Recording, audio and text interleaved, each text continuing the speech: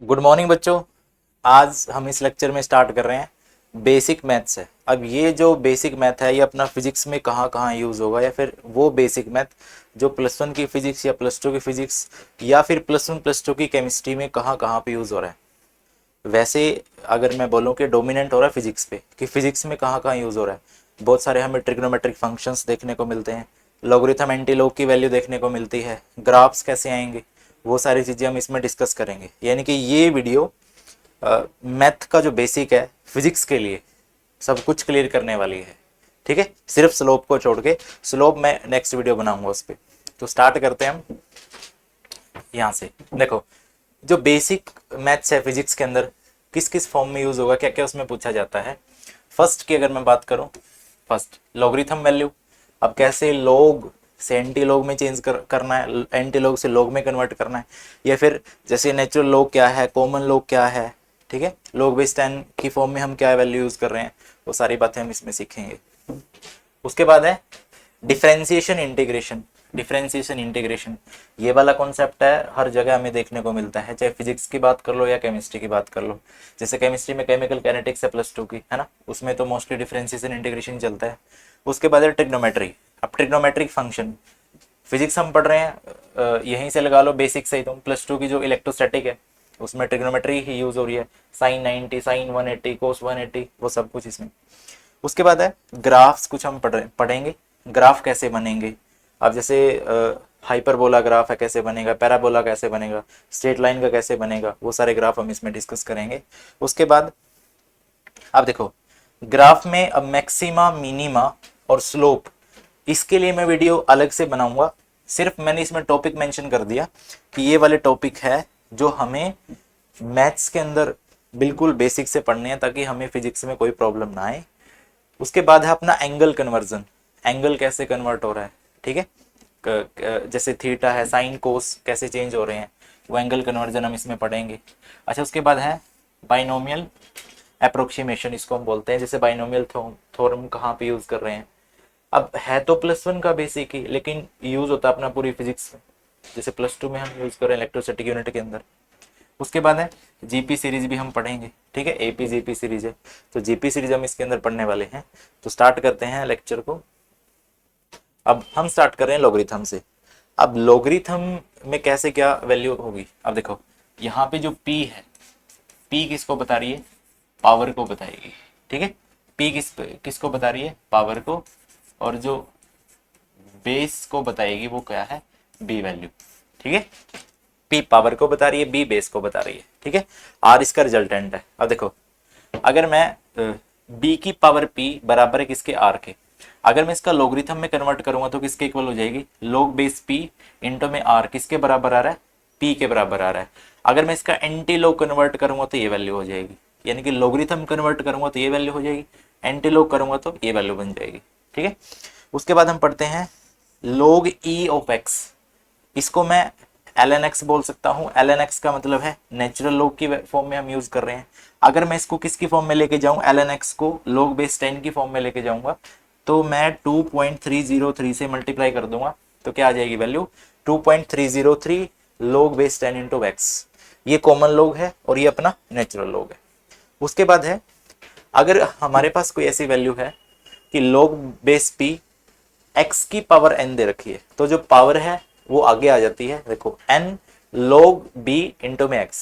ठीक है, उसके बाद है log a इंटू में b। अगर हमें लॉगरिथम में मल्टीप्लाई का केस दे रखा है, मल्टीप्लीकेशन का, तो उसमें हम क्या, जहां पे मल्टीप्लीकेशन का केस दे रखा है तो रिजल्टेंट बनेगा एडिशन में। जैसे मान के चलो अपने को दे रखा है log a into b, log a into b का मतलब है log a प्लस में log b। अगर यहीं पे हमें डिवाइड का केस दे रखा है, डिवीजन का, log a अपॉन में b, तो वो वहां पे जाएगा अपना सब्ट्रैक्शन का, तो बनेगा log a माइनस में log b। ये कॉमन आइडेंटिटीज हैं या फिर कॉमन लॉगरिथम वैल्यूज हैं जो हम यूज करेंगे। उसके बाद है इंपॉर्टेंट वैल्यूज। लॉगरिथम के अंदर हम कौन सी इंपॉर्टेंट वैल्यूज हैं जो हम पढ़ते हैं। जैसे फर्स्ट मैंने बोल दिया log 1। अब log 1 किसके बराबर होगा, 0 के बराबर होगा। log 2 किसके बराबर होगा, 0.3 के बराबर होगा। log 3 किसके बराबर होगा, 0.48 के बराबर। log 5 0.7, log 7 0.84, और log 10 किसके बराबर होता है, 1 के बराबर। अगर मैं बात करूं ln2 की वैल्यू किसके इक्वल होगी, 0.69। ये कुछ वैल्यूज हैं जिनको हम याद रख सकते हैं ताकि जब हम कन्वर्जन कर रहे हैं लॉगरिथम या फिर एंटी लॉग में, वहां पे हमें प्रॉब्लम ना आए कुछ भी। अब अपना नेक्स्ट आ रहा है एंगल कन्वर्जन, कि एंगल कन्वर्टर देखो ये है अपना यहाँ पे एंगल, और यहाँ पे उसकी यूनिट दे रखी है रेडियन, ठीक है। अगर देखो एंगल से रेडियन में आना है तो मैं क्या करूंगा, मल्टीप्लाई कर दूंगा पाई अपॉन में 180 से, ठीक है, पाई अपॉन में 180 से। अगर मेरे को रेडियन से एंगल में जाना है तो मैं मल्टीप्लाई कर दूंगा 180 अपॉन में पाई से, ठीक है। ये वाली वैल्यू और ये वाली वैल्यू, ये दोनों तुम्हें याद रखनी है। अब जैसे तुम क्वाड्रेंट सिस्टम पढ़ते हो, ठीक है, 1 2 3 4 4 क्वाड्रेंट दे रखे हैं। इसमें तो क्या है, सभी के सभी फंक्शन पॉजिटिव हैं। इसमें क्या है, साइन पॉजिटिव है। इसमें क्या है, टेंजेंट पॉजिटिव है। इसमें क्या है, कोस पॉजिटिव। अब देखो अगर मैं ऐसे जा रहा हूं, यानी कि मैं पॉजिटिव वैल्यू की तरफ बढ़ रहा हूं, अगर मैं ऐसे जा रहा हूं इसका मतलब नेगेटिव वैल्यू की तरफ बढ़ रहा हूं। अब इसके लिए निमोनिक्स भी यूज करते हैं, जैसे मान के चलो ऐड शुगर टू कॉफी, ठीक है, कुछ इस टाइप से। यानी कि इसमें सभी फंक्शन पॉजिटिव हैं, इसमें साइन पॉजिटिव, इसमें टेन पॉजिटिव, इसमें कोस पॉजिटिव, ठीक है। उसके बाद नेक्स्ट हम चल रहे हैं। अब देखो अपने पास कोई फंक्शन दे रखा है कि साइन इंटू में n इंटू 90 प्लस थीटा। अगर अब देखो यहाँ पे जो n है ये डिसाइड कर रहा है, अगर n अपना क्या है, ओड नंबर है, इसका मतलब वहां पे जो फंक्शन है वो चेंज होगा, 100% चेंज होगा। अगर हमें n की वैल्यू क्या दे रखी है, इवन दे रखी है, तो वहां पे कोई चेंज हमारा नहीं होगा। ये चीज ध्यान रखनी है। बाकी क्वेश्चंस भी करेंगे तो साथ साथ में बता भी दूंगा वहां पे भी। लेकिन इस वीडियो का जो मेन पर्पज है इसमें क्या है कि वो बेसिक मैथ्स जो हमें फिजिक्स स्टार्ट करने से पहले पढ़ना ही पढ़ना पड़ेगा, अदरवाइज हमें फिजिक्स में काफी सारी प्रॉब्लम फेस करने को मिलेगी। उसके बाद है, अब देखो एंगल और टाइम का केस हम ले लेते हैं। एंगल को टाइम में कन्वर्ट करना है, टाइम को एंगल में कन्वर्ट करना है, यहाँ से भी क्वेश्चंस बनते हैं। अब जैसे मान के चलो मैं बोल रहा हूँ कि 1 डिग्री, अब 1 डिग्री का मतलब एंगल है। अब इसको किस में लेके जाऊंगा, पहले मिनट्स में लेके जाऊंगा, तो 1 डिग्री किसके बराबर है, 60 मिनट्स के बराबर। वही मैं अगर इसको 1 डिग्री को सेकंड्स में लेके जाऊंगा तो 1 डिग्री किसके इक्वल है, 60 सेकंड्स के इक्वल है, ठीक है। और जैसे मान के चलो ये तो मैं छोटा सा क्वेश्चन दे रहा हूं मैं कि कन्वर्ट करना है किसको, 1 डिग्री को किसके अंदर सॉरी। अब यहां पे देखो टाइम से हमें एंगल की तरफ जाना है, टाइम से हमें एंगल की तरफ जाना है, क्योंकि रेडियन एंगल की यूनिट है ना। तो टाइम से हमें किसकी तरफ जाना है, एंगल की तरफ जाना है। ये क्वेश्चन ट्राई करना, बताना इसका आंसर क्या आएगा कमेंट में। अब उसके बाद एक दे रखी है ट्रिग्नोमेट्रिक टेबल। अब ये ट्रिग्नोमेट्रिक टेबल 10th में भी पढ़ते हो, ट्रिग्नोमेट्री चैप्टर आता है अपना, 8 चैप्टर दे रखा है, तो उसमें भी अब देखो यहाँ पे एंगल्स दे रखे हैं, डिग्री के अंदर दे रखे हैं। सेम अगर रेडियन के अंदर अगर मैं बात करूंगा, ये 0 है। अब इसको मैं क्या लिख सकता हूँ, पाई अपॉन में 6 लिख सकता हूँ, ठीक है। तो रेडियन के अंदर हम ऐसे यूज कर रहे हैं, यानी कि पाई की फॉर्म में यूज कर रहे हैं, और डिग्री की फॉर्म में हम इनको सीधा 0 30 45 इनके नंबर की फॉर्म में यूज कर रहे हैं। ये टेबल मेंशन है। साइन 0 0 होगा, साइन 30 1/2 होगा, साइन 45 1/√2 होगा, साइन 60 √3/2 होगा, 91। अब देखो 10th लेवल पे या फिर 10th क्लास में, अब जो बच्चा मेडिकल में आया है +1 क्लास में, अब वो तो क्या है, मैथ्स नहीं पढ़ेगा, तो उसके लिए ये टेबल काफी इंपॉर्टेंट है। क्योंकि हम 10th लेवल पे सिर्फ कहाँ तक पढ़ते हैं, 90 तक पढ़ते हैं। एंगल अगर 90 दे रखा है, 90 डिग्री दे रखा है, तो वहीं तक हम वैल्यू को देखते हैं, वैल्यू को चेक करते हैं। तो उसके बाद मैंने इसमें 180 और 270 वैल्यू भी ऐड कर रखी है, जो तुम्हें नोट करनी है, ठीक है, जो तुम्हें नोट करनी है। एक सेकेंड, हेलो, देखो अगर मैं बात करूं सबसे पहले साइन, अगर मैं बात करूं साइन 180, साइन 180 क्या होगा, 0। अगर मैं बात करूं साइन 270, ये क्या होगा, -1। यानी कि अब देखो जिन बच्चों के पास नॉन मेडिकल है उनको तो मैथ्स पढ़ना ही है, वो तो 180 270 का यूज करेंगे। बट जिन बच्चों के पास 10th तक मैथ पढ़ा है, जिन बच्चों ने और +1 में मेडिकल लिया, तो उनको 180 270 की वैल्यू क्या है, याद रखने की काफी सारी जरूरत है। अगर मैं बात करूं कोस की, सेम कोस 180 क्या होगा, -1, कोस 270 क्या होगा, 0। सिमिलरली जो टेंजेंट है 180 क्या होगा, 0, और 270 को हम डिफाइन नहीं कर सकते, यानी कि मैंने बोल दिया not defined. Hello hello,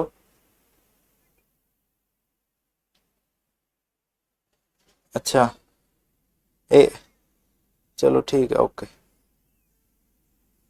ma'am एक बार की देना उनको, बाहर ड्राइवर आए हैं, क्लास ले रहा था। चलो, अब कोसिकेंट है, कोसिकेंट 180 क्या होगा, नोट डिफाइंड होगा।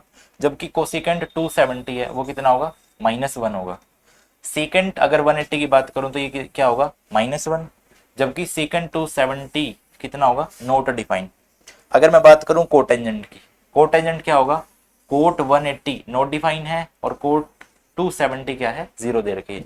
इन वैल्यूज को मैंने इसीलिए टारगेट किया, मैं दोबारा फिर बोल रहा हूँ, जो बच्चे मेडिकल ले रहे हैं उनको ये वैल्यू काफी याद रखने की जरूरत है। कोस 180 साइन 180 की वैल्यू काफी हर जगह यूज होती है, ठीक है। अब उसके बाद है, अब ट्रिग्नोमेट्रिक फंक्शंस को हम डायरेक्ट कैसे याद रख सकते हैं। मान के चलो हमें दे रखा है साइन ए प्लस बी। अगर साइन ए प्लस बी है तो वो किसके इक्वल होगा, sine A into cos B plus sine B into cos A. ये आइडेंटिटीज हमें डायरेक्ट याद रखनी है, जिनको हम अप्लाई कर सकते हैं।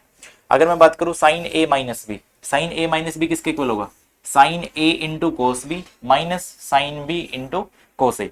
अब देखो आइडेंटिटीज समझने वाली है।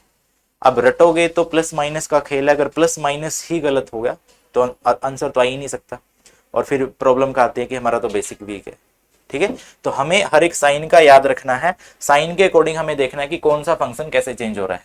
अगर मैं बात करूं कोस ए प्लस बी की, cos A into cos B minus sine A into sine B. Similarly cos A minus B, cos A into cos B plus sine A into sine B कुछ यूज होगा। अगर मैं बात करूंगा टेंजेंट ए प्लस बी की, अब tangent a plus b क्या होगा, tangent a plus tangent b upon में 1 माइनस टेंजेंट ए इंटू में टेंजेंट बी हम यूज करेंगे। अब कुछ डायरेक्ट वैल्यूज हैं जिनको हम यूज कर रहे हैं, जैसे मैं बोलूं साइन 2 थीटा, जो साइन 2 थीटा किसके इक्वल होगा, 2 इंटू में साइन थीटा इंटू में कोस थीटा। अगर मैं बात करूं कोस 2 थीटा, अब देखो ये साइन 2 थीटा है, ये कोस 2 थीटा है, तो कोस 2 थीटा किसके इक्वल होगा, कोस स्क्वायर थीटा माइनस में साइन स्क्वायर थीटा। जबकि साइन अगर माइनस थीटा है तो वो किसके इक्वल होगा, माइनस साइन थीटा। अगर कोस थीटा माइनस में है तो कोस थीटा पॉजिटिव वैल्यू आएगी। थीटा माइनस में, इसमें कोस नहीं है, ओवरऑल फंक्शन पॉजिटिव आएगा। अगर इसमें टेंजेंट में थीटा माइनस दे रखा है तो अपना जो टेंजेंट है वो भी क्या हो जाएगा, माइनस टेन थीटा, ठीक है। नेक्स्ट हम चलते हैं, हमारे कुछ ग्राफ्स दे रखे हैं।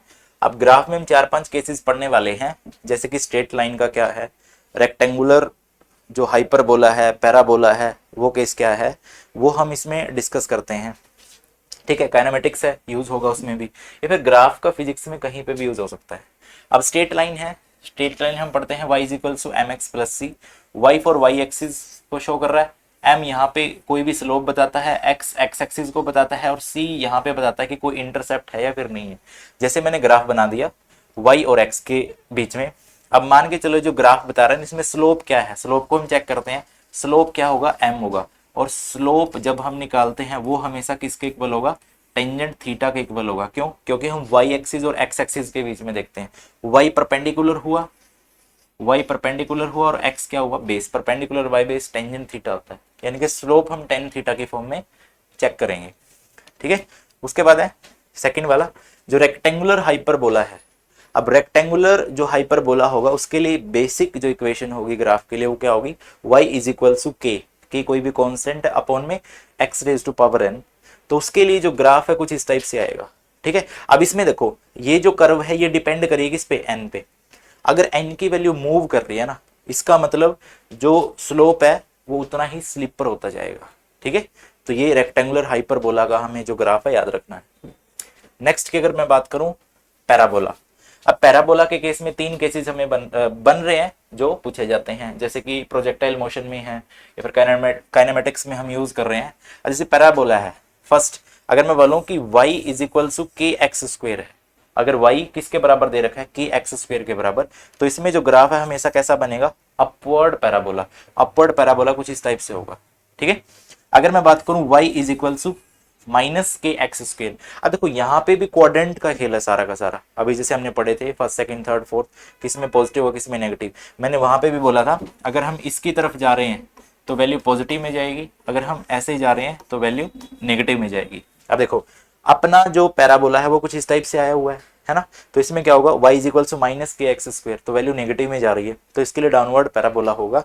सिमिलरली अगर मैं बात करूँ लेटरल, लेटरल का मतलब साइड बाय साइड, तो इसमें क्या होगा, जो y है वो किसके इक्वल होगा, k, ये फिर स्क्वायर रूट ऑफ x बोल सकते हो, या फिर इसको ऐसे भी शो कर सकते हैं k इंटू एक्स की पावर 1/2। ठीक है, इस फॉर्म में भी इसको हम देख सकते हैं। इसके लिए हमेशा क्या आएगा, लेटरल पैराबोला आएगा।